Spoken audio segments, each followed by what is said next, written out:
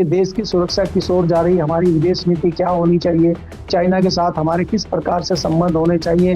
China ने पहले भी हमें धोखा दिया है, पहले भी हमारी पीठ में छुरा घोंपा है। तो चाइना के लिए हमारी रणनीति क्या होनी चाहिए, हमारी सुरक्षा कैसे होगी चाइना से, इस पे कोई स्टेटमेंट अजीत डोभाल जी का नहीं आता है और वो सीने में आग लगवा रहे हैं युवाओं के। ये हमारी समझ से परे है। नमस्कार, मैं सुष्मिता मिश्रा। आप देखना शुरू कर चुके हैं 4 PM गुजरात। आज भारत 4 बड़े मोर्चे पर एक साथ सवालों के घेरे में है। पहला मोर्चा है चीन, जो सक्सगाम घाटी को अपना बताकर CPEC के जरिए वहां बुनियादी ढांचा खड़ा कर रहा है, और दूसरा है उसी चीन की कम्युनिस्ट पार्टी के साथ बीजेपी की दिल्ली में बैठक, जिसे संवाद बताया जा रहा है। और तीसरा है प्रधानमंत्री या अंतरराष्ट्रीय मंच पर धार्मिक प्रतीकों के साथ सार्वजनिक कार्यक्रम, जो राजनीति और आस्था की सीमा पर सवाल खड़े करता है। और चौथा है अमेरिका और ईरान के बीच बढ़ता तनाव, जहां ट्रंप का 25% टैरिफ फैसला भारत की विदेश नीति की परीक्षा लेने वाला है। और सभी मुद्दों के बीच सबसे बड़ा सवाल यही है, क्या भारत की विदेश और घरेलू राजनीति में स्पष्टता है, या फैसले मौके और सुविधा के हिसाब से लिया जा रहा है। इन्हीं सब में आज चर्चा करेंगे। हमारे साथ मौजूद है केपी मलिक सर। बहुत बहुत स्वागत है केपी सर आपका। धन्यवाद सुष्मिता जी। सर, आज सबसे बड़ा सवाल यही उठ रहा है कि भारत की विदेश नीति स्पष्ट है, या फिर राष्ट्रवाद से भाषणों तक ही सीमित रह गया है, क्योंकि चीन खुलकर कह रहा है कि सक्सगाम घाटी उसका हिस्सा है। ये भारत की क्षेत्र अखंडता पर सीधा हमला नहीं है। जब भारत सरकार खुद कह चुका है कि वह भारतीय क्षेत्र है, तो वहां चीनी की सड़क और बुनियादी ढांचे पर सिर्फ बयान क्यों, कोई ठोस कार्रवाई क्यों नहीं हो रही है?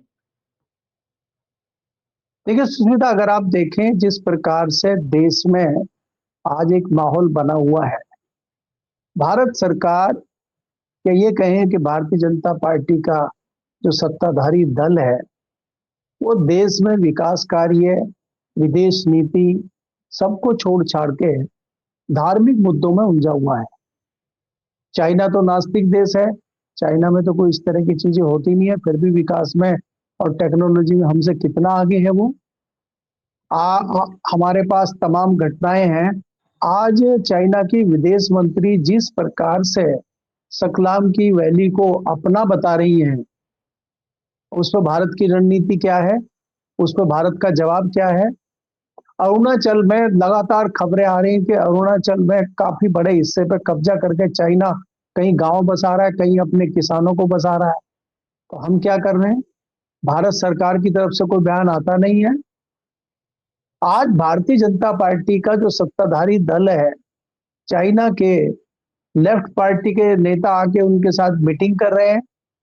थोड़े दिन पहले तो आप चाइना के साथ कह रहे थे कि रिश्ते मधुर नहीं है। चाइना तो अभी जो सिंदूर, हमारा ऑपरेशन सिंदूर हुआ था, चाइना ने तो सपोर्ट किया था पाकिस्तान का। तो बहुत सारी चीजें ऐसी है जहां पे हमें भारत की जो विदेश नीति है, चाइना के साथ जो हमारी नीति है, वो स्पष्ट नजर नहीं आती है। तो इसमें कहीं ना कहीं कुछ इस तरह की घालमेल, इस तरह का गोलमोल मामला है जो भारत सरकार स्पष्ट नहीं कर पा रही है।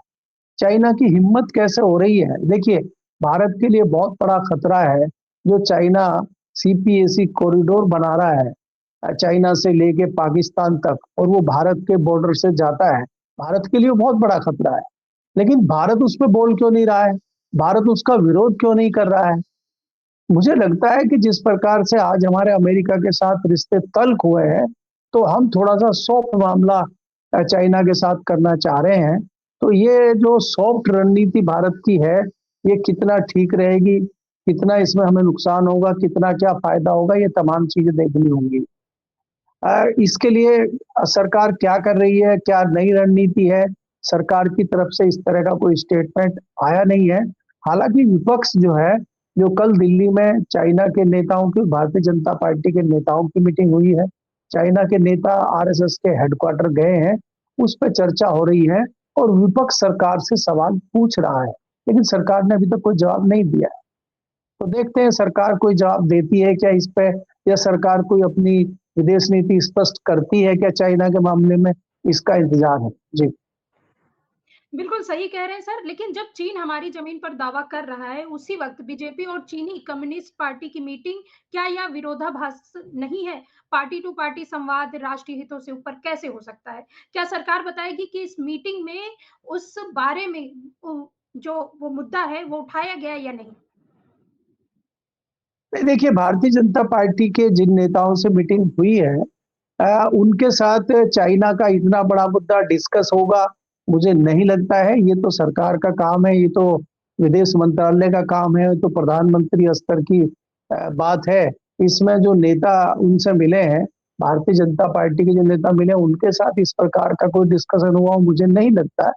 अब क्या फैसला हुआ है, क्या एकाएक बातें हुई है और किस प्रकार से चाइना के साथ भारतीय जनता पार्टी का तालमेल होगा, नेताओं से मिलने का क्या मामला है, ये अभी तक तस्वीरें साफ नहीं हुई है। इसीलिए इसीलिए मैंने आपको पहले कहा कि भारतीय जनता पार्टी हो और चाहे सरकार हो, जब तक उनका कोई स्टेटमेंट नहीं आ जाता, जब तक वो अपनी नीति नहीं बता देते, तब तक हम स्थिति में नहीं है कि हम उस पर कुछ कह सकें या बता सकें। अभी स्टेटमेंट आने का वेट है। और सरकार की रणनीति जिस तरह से मुझे लगता है कि सरकार बहुत दबाव में कहीं न कहीं है अमेरिका को लेके। आज भी आप देखेंगे कि रात को घोषणा कर दी है अमेरिका ने, ट्रंप ने कहा है कि 25% टैरिफ हम और बढ़ाएँगे, जो-जो देश ईरान के साथ व्यापार कर रहे हैं। अब ईरान के साथ भारत का इतना तगड़ा व्यापार है, जिसमें बड़ी मात्रा में हमारे यहाँ से एक्सपोर्ट होता है, वहाँ बासमती राइस जो हरियाणा, पंजाब से आता है।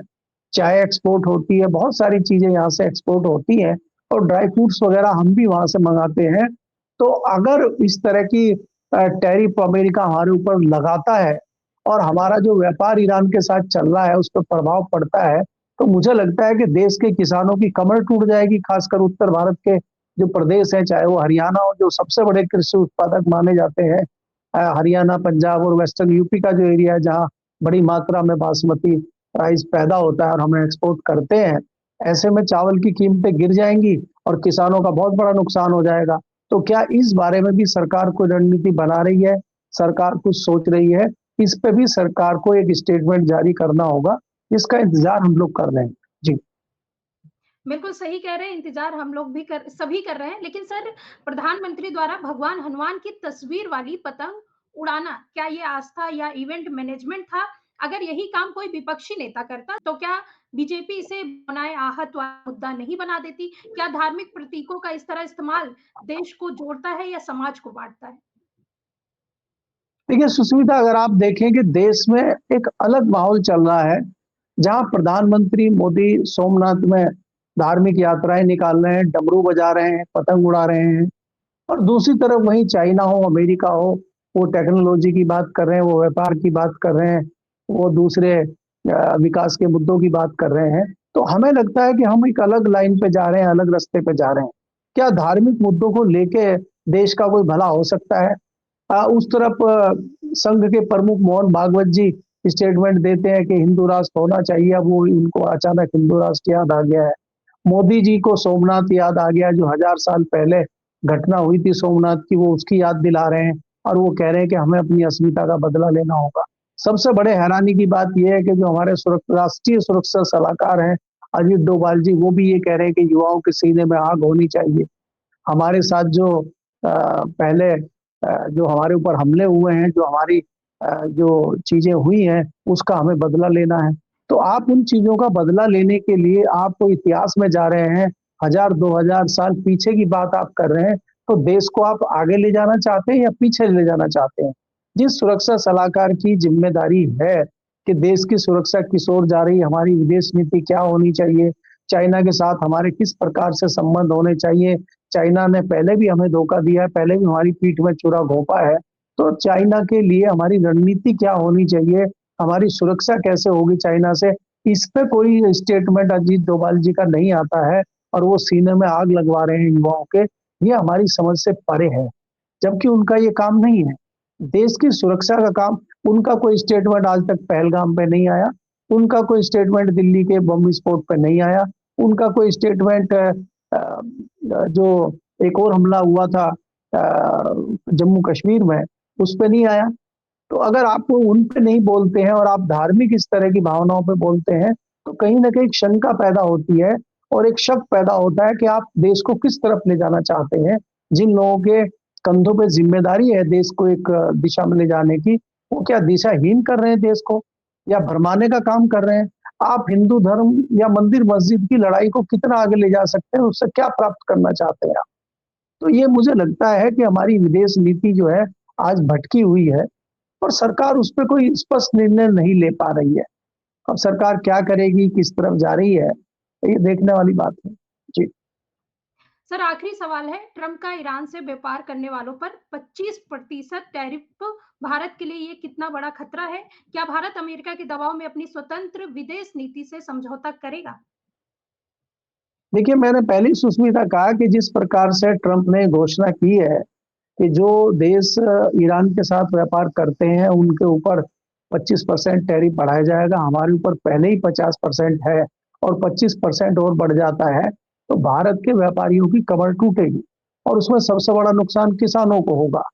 क्योंकि खेती से उपजने वाली जो फसलें हैं, जो जैसे मैंने कहा चावल है, चाय है, दूसरे उत्पाद हैं, यहाँ से बहुत सारी चीज़ें एक्सपोर्ट ईरान को होती है। ईरान हमारा बहुत बड़ा खरीदार देश है। अगर वहाँ हमारा एक्सपोर्ट बंद हो जाता है या हम कुछ दूसरा निर्णय लेते हैं तो इससे भारत को बहुत बड़ा नुकसान होगा। अमेरिका लगातार हमारे ऊपर दबाव बनाने की कोशिश कर रहा है। जब से हमने रसिया से तेल खरीदने का काम शुरू किया है, जब से हमारे थोड़े सॉफ्ट रिलेशन चाइना के साथ सरकार ने एक इंडिकेशन दिया है कि चाइना की तरफ हम जा रहे हैं, तब से बौखलाया हुआ है अमेरिका और वो इस तरह के टैरिफ लगाने का काम कर रहा है।